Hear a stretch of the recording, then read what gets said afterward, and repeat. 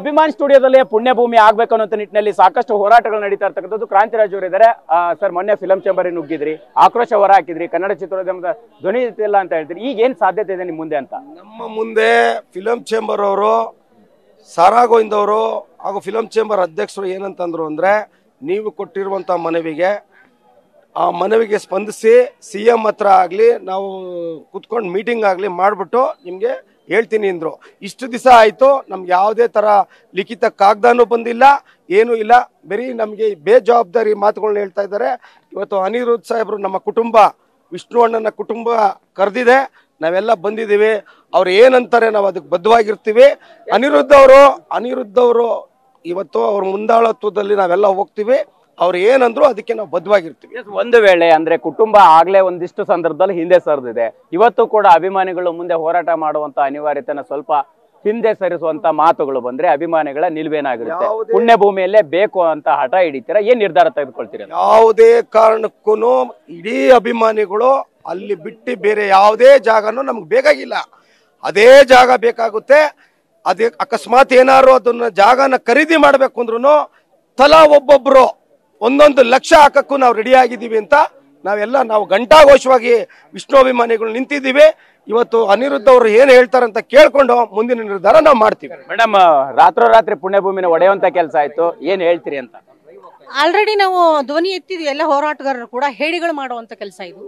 ಒಬ್ಬ ಶಾಂತಿಯುತವಾಗಿ ಈ ನಾಡಿನ ಜನರಲ್ಲಿ ಅಭಿಮಾನವನ್ನು ಗಿಟ್ಟಿಸ್ಕೊಂಡಂತಹ ಒಬ್ಬ ಮೇರು ನಟನ ಒಂದು ಸಮಾಧಿಯನ್ನ ಒಡೆದು ಹಾಕುವಂಥದ್ದು ಹೇಡಿತನದ ಕೆಲಸ ನೋಡಿ. ಅದು ಯಾರಪ್ಪನ ಮನೆ ಭೂಮಿಯೂ ಅಲ್ಲ, ಇದು ಸರ್ಕಾರದ ಆಸ್ತಿ ಆಗಿತ್ತು. ಸರ್ಕಾರ ಅಭಿಮಾನ್ ಸ್ಟುಡಿಯೋಗೆ ಕೊಟ್ಟಂತ ಆಸ್ತಿ ಆಗಿತ್ತು. ಅಭಿಮಾನ್ ಸ್ಟುಡಿಯೋದಲ್ಲಿ ಆ ಒಂದು ಕಾರ್ಯಕ್ರಮಕ್ಕೆ ಪೂಜೆಯನ್ನು ಮಾಡಿ ಒಂದು ವಿಗ್ರಹವನ್ನು ಕೊಟ್ಟು ಪೂಜೆ ಕೂತಂತಹ ಅಭಿನಯ ಭಾರ್ಗವ ವಿಷ್ಣುವರ್ಧನ್ ಅವರ ಸಮಾಧಿಯನ್ನ ಹೊಡೆದಂಥದ್ದು ಒಂದು ಹೇಯ ಕೃತ್ಯ. ಇವತ್ತು ಬಾಲಣ್ಣನ ಕುಟುಂಬಕ್ಕೆ ಒಂದು ಕಪ್ಪು ಚುಕ್ಕೆ. ಈ ಅಭಿಮಾನ್ ಸ್ಟುಡಿಯೋ ಅನ್ನೋದು ಏನಿತ್ತು ಅದು ಸಾರ್ವಜನಿಕರ ಪ್ರಾಪರ್ಟಿ ಅಂತ ಹೇಳಲಿಕ್ಕೆ ಇಷ್ಟಪಡ್ತೀನಿ.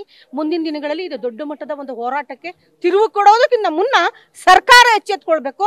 ಆದಷ್ಟು ಬೇಗ ಪುನರ್ ನಿರ್ಮಾಣಕ್ಕಾಗಿ ನಮ್ಗೆ ಅವಕಾಶ ಮಾಡ್ಕೊಡ್ಬೇಕು ಅಂತ ಕೇಳ್ತೀವಿ. ಸರ್, ಈಗ ಆಲ್ರೆಡಿ ಅಂದ್ರೆ ಘಟನೆ ಆಗೋಗಿದೆ, ಮುಂದಿರುವಂತ ಸಾಧ್ಯತೆ ಬಗ್ಗೆ ಏನ್ ಚರ್ಚೆ ಮಾಡ್ತೀರಿ? ಒಂದ್ ವೇಳೆ ಕುಟುಂಬಸ್ಥರು ಕೂಡ ಹಿಂದೇಟ್ ಹಾಕಿದ್ರೆ ಅಭಿಮಾನಿಗಳ ನಿಲುವೇನಾಗಿರುತ್ತೆ?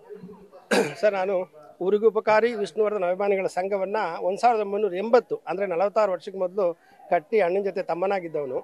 ಇಲ್ಲಿ ನಾವು ಒಂದು ಹೇಳ್ಕೊಳಕ್ಕೆ ಆಸೆ ಪಡ್ತೀನಿ, ಅವರಲ್ಲಿ ಒಂದು ವೇಳೆ ಭಿನ್ನಾಭಿಪ್ರಾಯ ಇದ್ದರೂ ಅವ್ರ ಹತ್ರ ನನ್ನ ಅತ್ತಿಗೆ ಭಾರತಿ ಜೊತೆನೂ, ನನಗೆ ಅಳಿನ ಸಮಾನರಾದ ಅನಿರುದ್ಧ ಜೊತೆನೂ ಈ ಮನೆಗೆ 50 ವರ್ಷದ ಸ್ನೇಹ ಇರೋವನು ನಾನು. ಅವ್ರ ಹತ್ರ ಕೂತ್ಕೊಂಡು ಮಾತಾಡಿ ಅಲ್ಲೇ ಈ ಶಾಂತಿ ಪ್ರಿಯನಿಗೆ ಶಾಂತಿಯುತವಾಗಿ ಒಂದು ಸ್ಮಾರಕ ಬರಬೇಕನ್ನೋದು ನನ್ನ ಅಭಿಲಾಷೆ.